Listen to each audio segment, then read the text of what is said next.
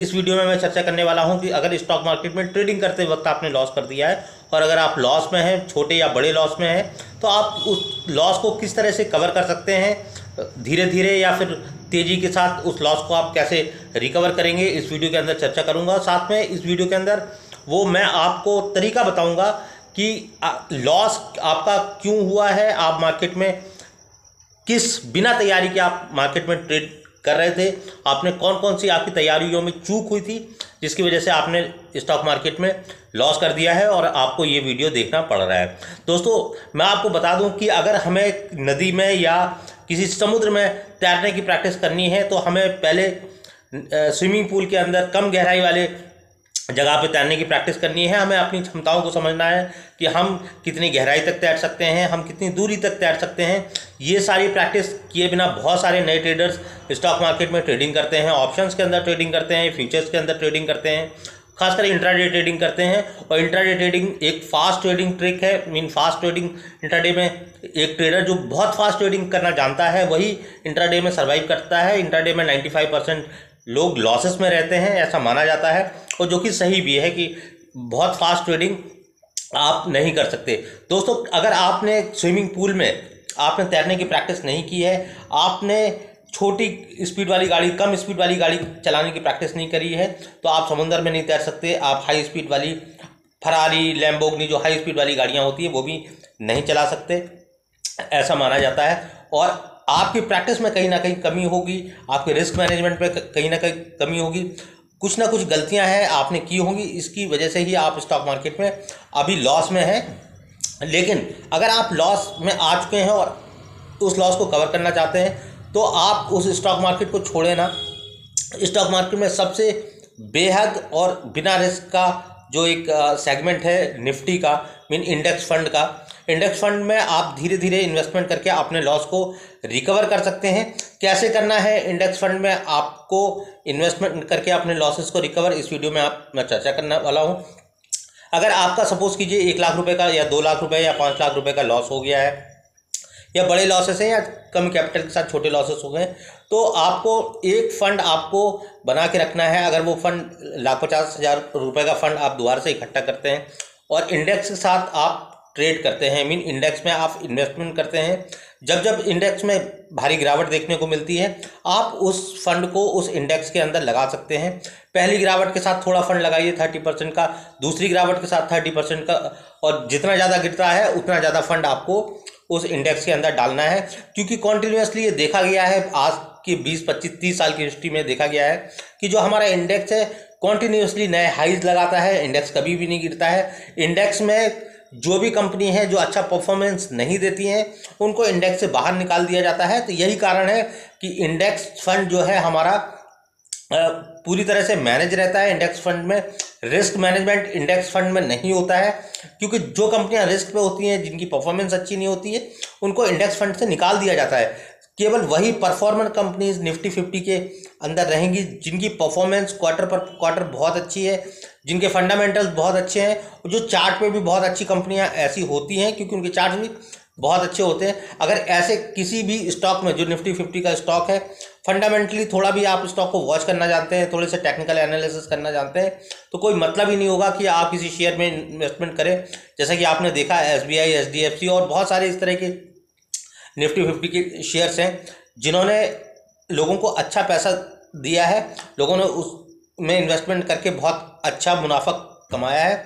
लेकिन कुछ लोग ऐसे जो लालचवश या डरवश स्टॉक मार्केट में लॉस कर बैठे हैं, उनके लिए सिर्फ और सिर्फ इंडेक्स फंड ही ऐसा एक तरीका है। इंडेक्स फंड ही एक ऐसी चीज़ है जहां पे वो पेशेंस के साथ धीरे धीरे अपने जो लॉस हो गया है उसको रिकवर कर सकते हैं और साथ में स्टॉक मार्केट को कॉन्टिन्यूसली सीख सकते हैं, स्टॉक मार्केट को जान सकते हैं, समझ सकते हैं।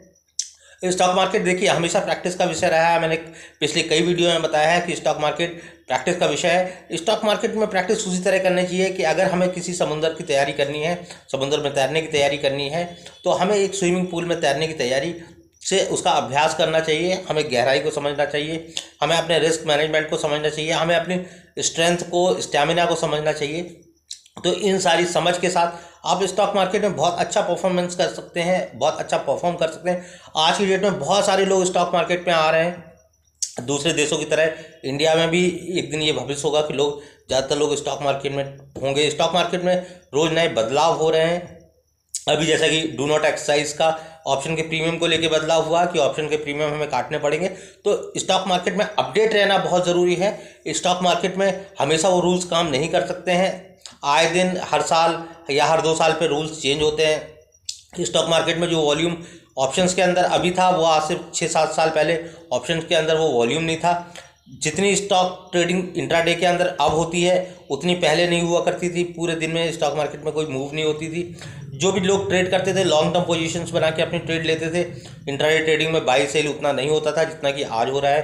तो ये सारी चीज़ें बताती हैं कि स्टॉक मार्केट में वॉल्यूम भी है, स्टॉक मार्केट में नई ग्रोथ भी है। तो स्टॉक मार्केट में बने रहना एक फ़ायदे का सौदा हो सकता है, लेकिन इसकी समझ, इसके साथ जो भी रिस्क मैनेजमेंट है, जो भी साइकोलॉजी है, उसको डेवलप करना, इसकी प्रैक्टिस करना, ये आपके लिए हितकर होगा। बिना इसके स्टॉक मार्केट में जाने से, आप बिना तैयारी की स्टॉक मार्केट में जाने हैं तो आप पैसा लॉस कर देंगे और फिर आपको फ्रस्ट्रेशन हो जाएगा कि स्टॉक मार्केट में अब हम ना जाएं। तो स्टॉक मार्केट का मन है तो अगर आपके पास समय है तो ही स्टॉक मार्केट करें। ज़रूरी नहीं है कि आप स्टॉक मार्केट करें, आप दूसरे बिजनेसेस कर सकते हैं, उन बिजनेसेस में अच्छा कर सकते हैं। लेकिन स्टॉक मार्केट के लिए जो रूल्स हैं वो रूल्स हैं, उन रूल्स को नहीं ब्रेक किया जा सकता है। स्टॉक मार्केट में प्रैक्टिस आपको करनी ही पड़ेगी। स्टॉक मार्केट में आपको रिस्क मैनेजमेंट समझना ही पड़ेगा। स्टॉक मार्केट के लिए आपकी साइकोलॉजी, एक ट्रेडर की साइकोलॉजी होती है, वो आपको डेवलप करनी ही पड़ेगी। उसको किए बिना स्टॉक मार्केट में काम कर पाना, स्टॉक मार्केट में सर्वाइव कर पाना दोस्तों इतना आसान नहीं होता है।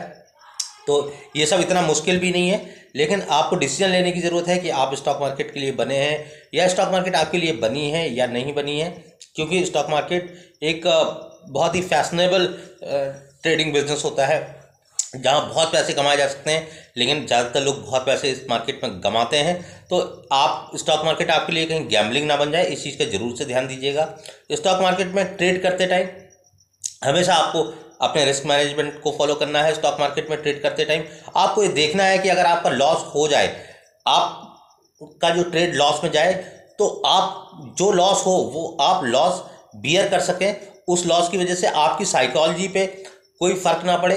स्टॉक मार्केट में शुरू में इतनी प्रॉफिटेबिलिटी किसी भी तरह आपको हासिल करनी चाहिए कि आपके कॉन्टीन्यूसली 10 ट्रेड, 15 ट्रेड, 20 ट्रेड भी लॉस में अगर आपको चले जाएँ तो आपको परेशान ना होना पड़े। क्योंकि कहीं ना कहीं स्टॉक मार्केट का में जो आप पैसा लगाते हैं वो आपकी मेहनत का पैसा होता है, और मेहनत का पैसा आपका अगर स्टॉक मार्केट में जाएगा तो बेहद दुख होता है, सबको होता है अगर किसी का मेहनत का पैसा स्टॉक मार्केट में चला जाता है।